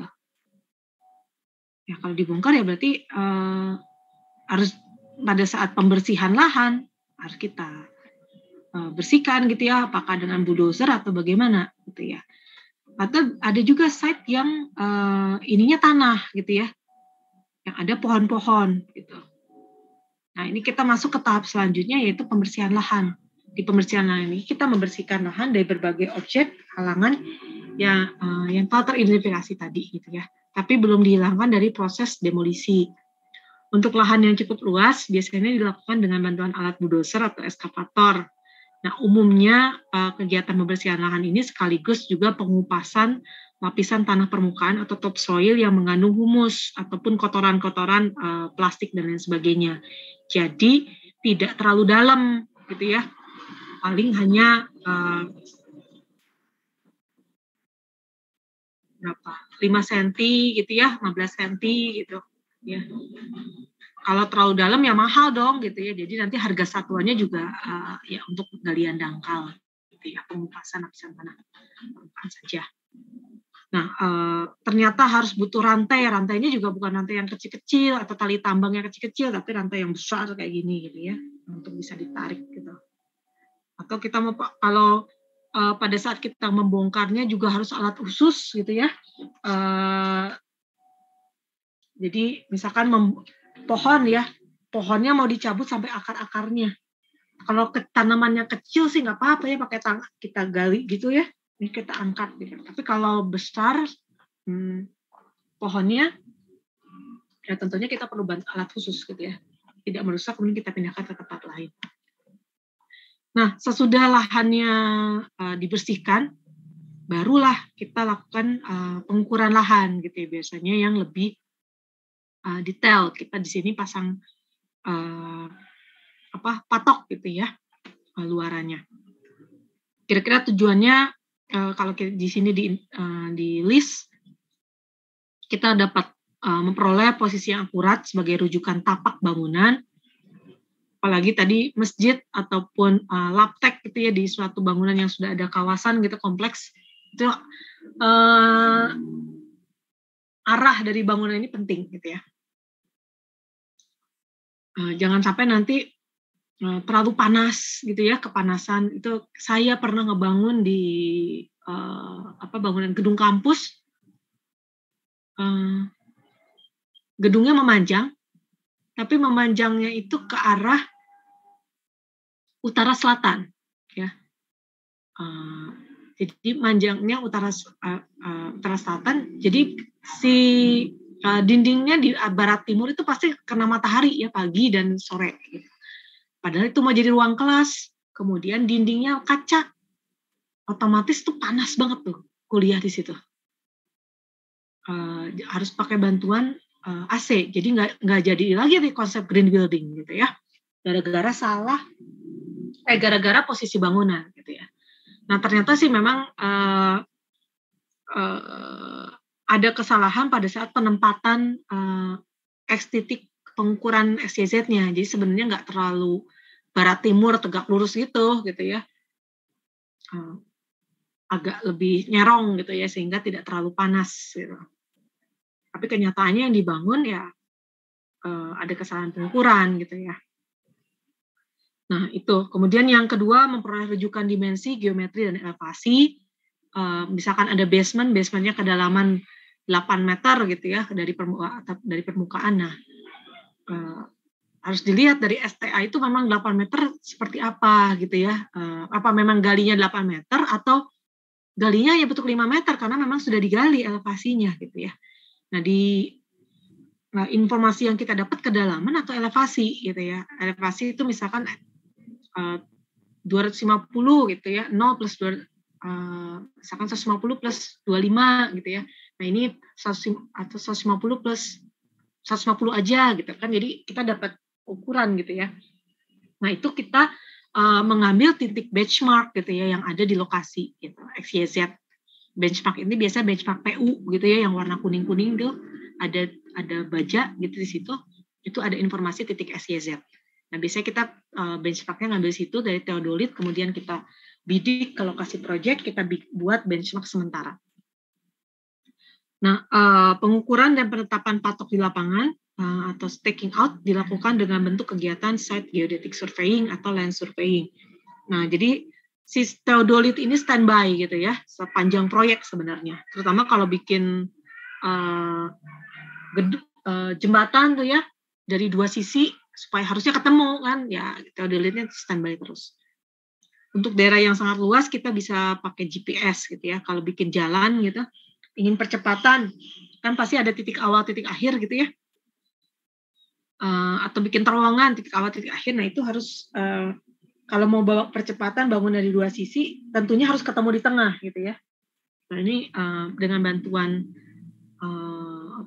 teodolit atau GPS ini akan sangat membantu gitu ya. Dan harus dilakukan terus-menerus sepanjang proyek pengukuran ini. Jadi bukan hanya di awal.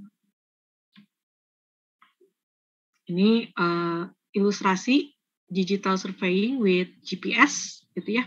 Jadi ada tiangnya nih untuk GPS yang terhubung ke satelit.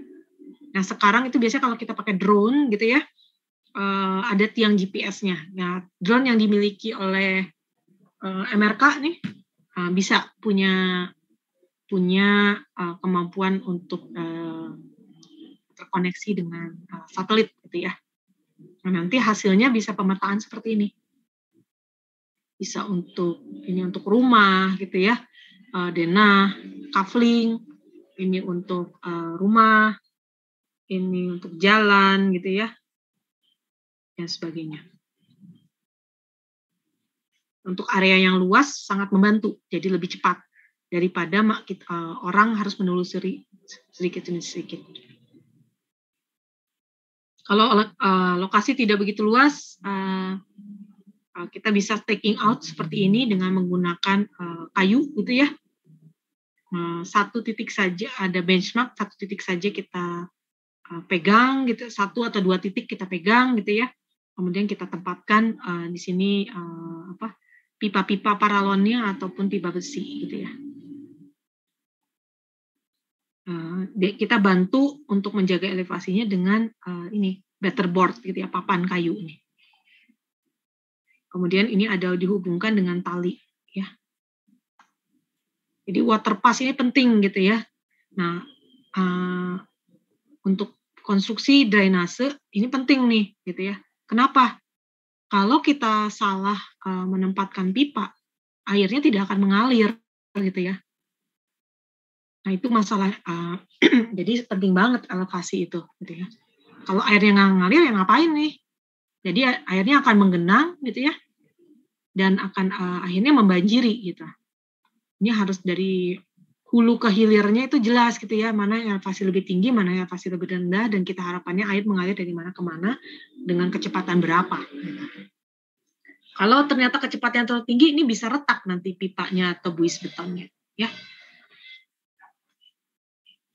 Jadi melakukan kegiatan konstruksi di lapangan ini baca gambar dan menuangkannya di lapangan perlu alat bantu teodolit gitu ya, ataupun pengukuran XYZ yang tepat, baik gitu ya. Nah, setting out lain, ini typical setting out example untuk bangunan rumah misalkan ya ini ya. Kita buat outline side boundary-nya, kita pahami dulu bentuk tanahnya gimana. Kemudian ada jalan di sini, footpath ini ya, ada road curb juga diidentifikasi. Ini side boundary-nya. Lalu kita buat yang namanya corner post gitu ya. Corner post itu biasanya ya corner ya, titik-titik ujung gitu ya. Ini kebetulan bentuknya T gitu ya, jadi lebih mudah. Bayangkan kalau banyak sikunya gitu ya, atau melengkung gitu ya. Nah itu corner post ini bisa jadi titik perlu lebih banyak biasanya gitu ya. Karena kalau melengkung ini memang harus diperhatikan lengkungannya seperti apa gitu ya. Nah, untuk jalan pun gitu ya, yang mana ada tikungan gitu ya, membuat tikungan yang baik, lengkungan yang baik, ini corner post-nya lebih banyak lagi gitu ya. Nah, kalau bentuk tapak bangunan kita seperti ini gitu ya, mudah nih ya. Apalagi sudutnya 90 derajat, ini lebih mudah gitu ya. Jadi dindingnya tidak harus lurus gitu ya, jangan dindingnya membentuk sudut 110 derajat gitu ya, atau 100 derajat. Nah, kalau boleh cerita,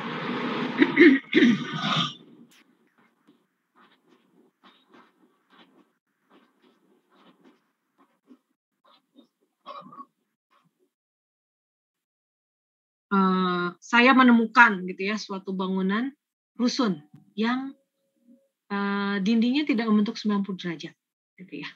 Nah, itu masalah, berarti ada kekurangan gitu ya pada atau tidak cermatan pada saat melakukan setting out gitu. Atau mungkin nggak pakai setting out gitu ya. Jadi kan pemborong ya daerah gitu ya. Ya, ini juga diagonal check-nya juga dicek gitu ya supaya sudut-sudutnya terbentuk dengan baik gitu ya. Nah, lalu dilakukan corner post gitu ya, dan dihubungkan dengan biasanya tali gitu ya, ataupun kalau sekarang sih bisa dengan laser ya, dibidik langsung gitu. Temporary benchmark juga kita buat terhadap benchmark yang ada di lapangan, di jalan gitu ya, benchmarknya BUMN, BM-nya PUPR itu dipakai, kemudian dibidik, kita buat benchmark sementara gitu, atau site datum post gitu ya di lokasi proyek. Nah, lalu ada juga base and building line juga kita buat ya, biasanya kalau tidak terlalu luas ya pakai tali tadi ya. 90% angle obtained using side square, theodolite, or builder square gitu ya. Nah kalau memang harus ada sudut 90 derajat, ini katanya atau bisa dibantu kalau dengan menggunakan alat-alat ini gitu ya. Setting dimension measured with a tape ranging rods may be required to establish straight line between corner posts. Ya, nah, ini sangat penting utara selatan. Nah kalau juga diperhatikan kalau gini ini pasti utara gitu ya. Tapi kalau ini benar-benar tegak lurus nih si bangunannya nih terhadap utara gitu. Nah ini perlu juga dicek gitu ya, ininya seperti apa. Ini detail dari temporary post gitu ya. Bisa dengan kayu ataupun beton ataupun baja kemudian dipancang gitu ya, dan di atasnya ada istilahnya nail atau baja gitu ya untuk center dari pos itu gitu ya, center line-nya. Nah ada nanti biasanya chord marking outline bangunan ini mengacu pada center ini gitu. Nah kita membangunnya dindingnya itu di centernya atau dinding luar itu pas center gitu ya, center line dari temporary post itu juga perlu disepakati gitu ya. Nah ukuran dari post di sini corner post ini biasanya ya 50 x 50 gitu ya, yang terpancang dengan baik ke dalam tanah. Ini outline mark juga dibuat di atas permukaan tanah dengan kapur gitu ya. Oke.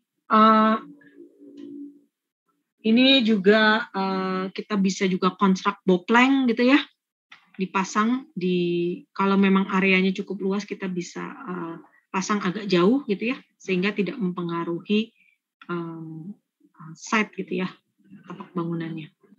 Dimensi-dimensinya kalian bisa lihat di sini gitu ya. Kalau untuk tapak bangunannya seperti ini, tipikal layoutnya penempatannya kira-kira begini gitu ya untuk profile board-nya. Nah, ini detail dari profile board-nya. Nah, ini 3 dimensi ya. Ini digali dulu untuk fondasi, corner excavation, ataupun kita buat di atas kertas kita buat grid line dan ya. Theodolite juga bisa membantu kita untuk positioning gitu ya. Ini ada langkah-langkahnya. 1, langkah pertama posisi theodolite-nya seperti apa. Langkah kedua, langkah ketiga bisa dipelajari, kalian pelajari. Nanti kita bisa diskusi gitu ya. Terutama ini kalau bangunannya tidak tegak lurus ya, kalau boleh dilihat dari utara selatannya dia miring gitu. Ini contoh elevation setting gitu ya, dengan penggaris kemudian theodolite-nya.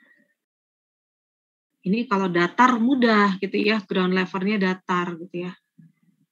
Nah, bagaimana kalau kita membuat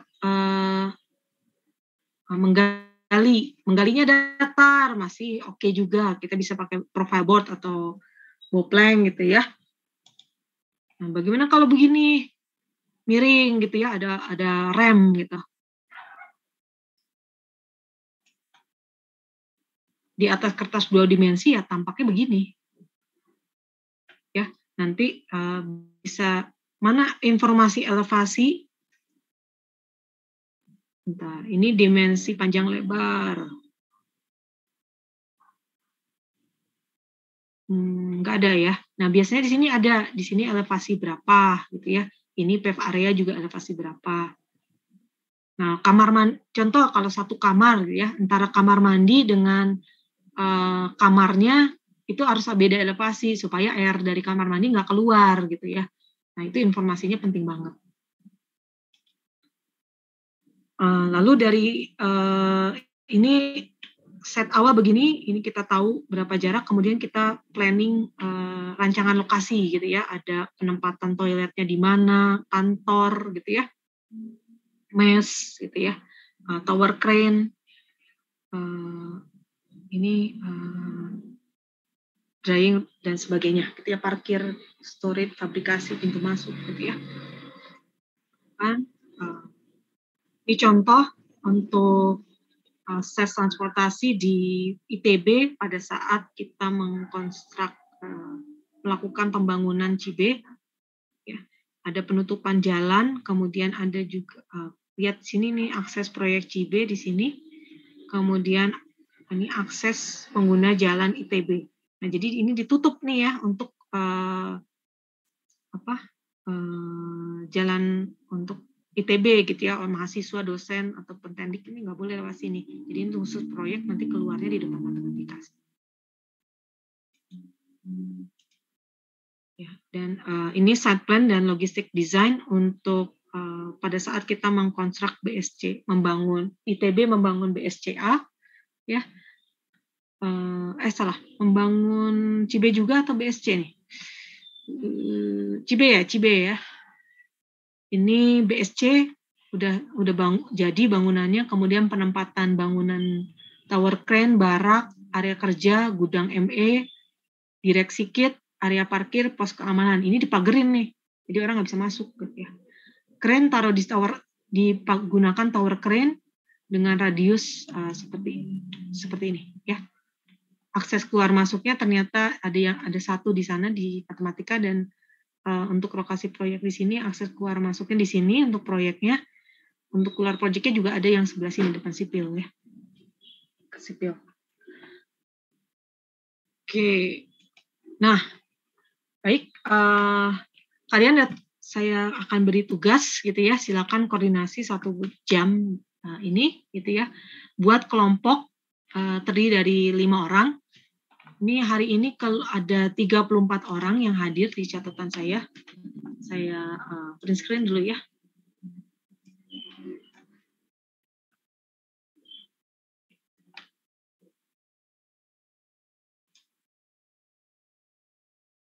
Bentar. Stop share dulu bentar.